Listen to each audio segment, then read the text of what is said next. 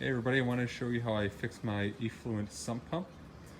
So I found out it actually had a bad float valve, and how I fixed it was or figured that out was I opened up the lid and then I grabbed the float valve. There's a new one here, but it's the new black float right there. And I tipped it up and the sump pump didn't turn on. I knew it was the valve and not the pump. I went up to the outlet here. As you can see, it has a piggyback outlet. The first part of it is actually the float valve, and normally when the sump pump fills with water, the float valve positions upright and it turns on or provides electricity to the sump pump. So what I did was I just unplugged the float valve and then plug the sump pump directly in. And if you hear, sump pump is pumping, so I knew the pump was actually in good working order despite looking pretty corroded. So I went online and I bought a new float valve. Wasn't too expensive, around 30 bucks. And so I have a little giant sump pump. If you can see, there's a little metal clip right there. It's held in by a screw, so I just unscrewed that. And then, as you can see, I removed the old float valve and I installed the new one. And then while I was at it, I actually bought a tank alarm. That was kind of expensive, but it looked like it was good quality.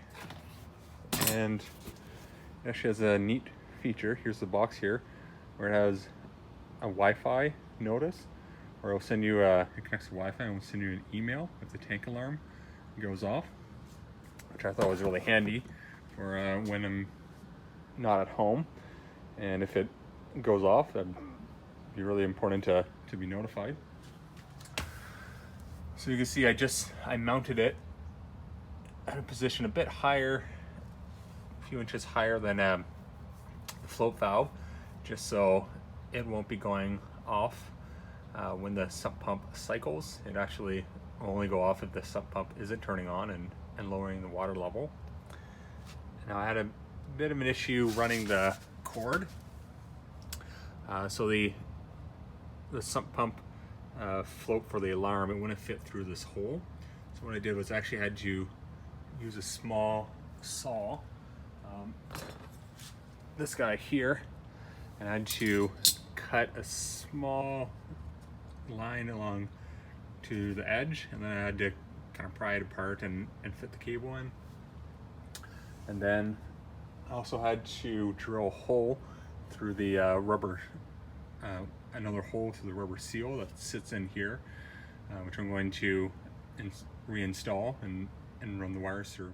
Here's the rubber gasket that the cords run through and help to create a seal. So it came with 2 holes drilled in it, and then I just drilled this third hole using a standard drill bit, and then I cut along the seam here with a pair of scissors just to be able to run the third cable through. And yeah, that's basically it. So I'm just about to finish up here.